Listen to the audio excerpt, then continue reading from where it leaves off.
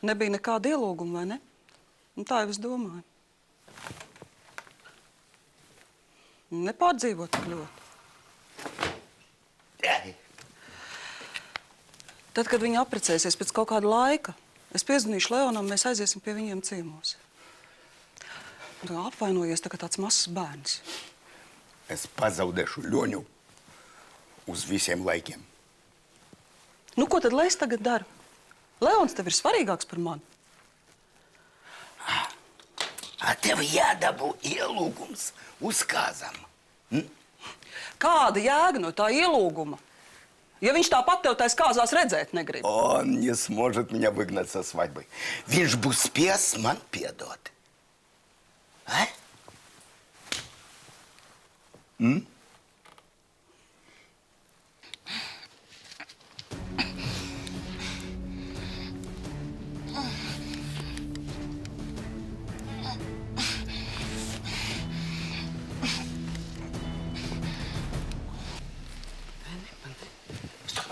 Pagaidīši.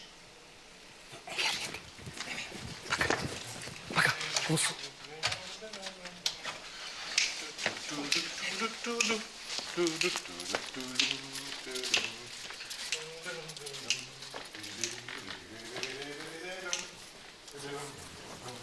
Paldies Dievam, nepamani. Nav neviena. Aiziet. Nu, ko tu esi sadomājies? Nu, mēs taču nedzīvojam Itālijā. Latvijā nav tādas tradīcijas kāzu dienā visiem krist ap kaku un kaut ko piedot. Silvija, kā tu jūties, kad ar mani precējies? Un kam tas vēl? Kā tu jūties? Un es biju laimīga.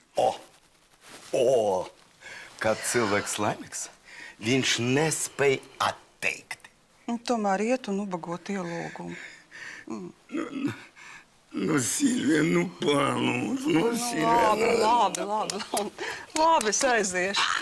Nu, tad aizej, aizej. Bet paklausies, ja kāds būtu uz mani šāvis, es arī viņu negribētu redzēt savās kāzās.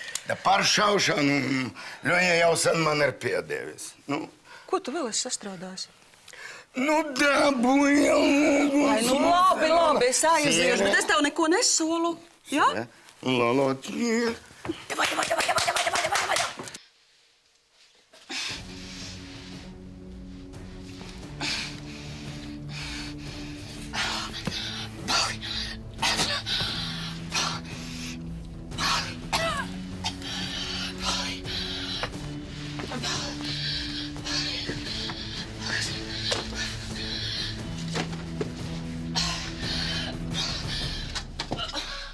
Jā, labi. Lai jums jauka diena. Jā, tā kā brauciet droši šurp. Viss jums ir rezervēts, kā vienmēr, jā. Mamā, viņš paziņos. Darīsim tā. Jā. Es novērsīšu viņu uzmanību, un tu tikmēr uzmanīgi izslīd laukā, labi? Labi. Nē, nu droši. Nu, mums kā vienmēr viss ir sagatavots. Uz redzēšanos laimīgi.